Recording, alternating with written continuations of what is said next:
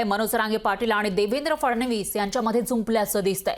महिलांवरील हल्ल्याच्या मुद्द्यावरून आरोप प्रत्यारोप सुरू झालेत। देवेंद्र फडणवीस यांच्याकडून छत्रपती शिवरायांचा दाखला देण्यात आला, तर मनोज जरांगेंकडून फडणवीसांना जोरदार प्रत्युत्तर देण्यात आलं आहे। विधानसभेमध्ये देवेंद्र फडणवीस यांनी मुद्दा उपस्थित केला होता, आया बहिणींवरून कोणी बोलत असेल तर आम्ही सहन करणार नाही, वाईट वाटतं असं फडणवीस म्हणाले होते आणि त्यावरून जरांगे पाटलांनी सुद्धा प्रत्युत्तर दिलंय।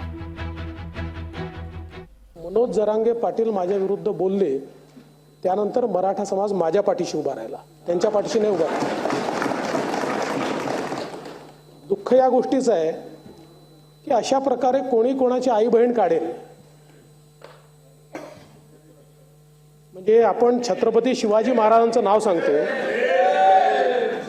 आपण छत्रपती शिवाजी महाराजांचं नाव सांगतो, कल्याणच्या सुभेदाराच्या सुनेला अशीच आमची आई असती सुंदर रूपवती असं सांगून वापस पाठवणारे छत्रपती, आणि त्यांचं नाव घ्यायचं आणि लोकांच्या आया बहिणी काढायच्या।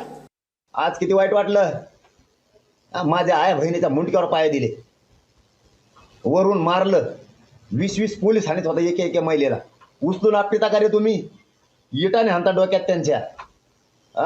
तुमची नुसते आय म्हणलो किती लागलं, आमच्या आया बहिणी उभ्या चिरल्यात तुम्ही, तेव्हा कुठे गेलता? यासाठी नेमणाऱ्या सत्ता हातात आली मग दुरुपयोग करून लोक तो ह्याकडे करायला लागला का सगळे? आणि तो यासाठी चौकशाला घेऊन माझ्या आई बहिणीचे मुर्दे पडून देऊ काय? मी नाही पडून देणार। लोकशाही मराठी ऐका, पहा, जागरूक रहा।